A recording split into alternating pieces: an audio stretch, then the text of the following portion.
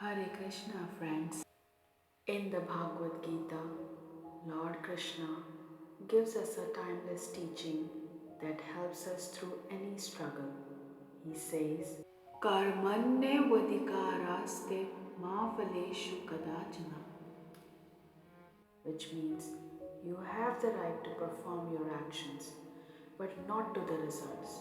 This simple yet powerful truth reminds us that our job is to show up with dedication, to do our karma, but not get attached to the outcome. Whether it's a success, failure, appreciation, or silence, that part is not in our hands.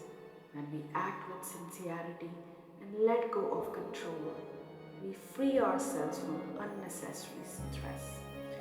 The results will come in the right way, at the right time, guided by a higher intelligence. So whatever you're doing today, do it fully, do it with love, and trust that your effort is never wasted. Hare Krishna. Please support us by subscribing to this channel so that we can bring you more of such inspirational videos. Thank you so much.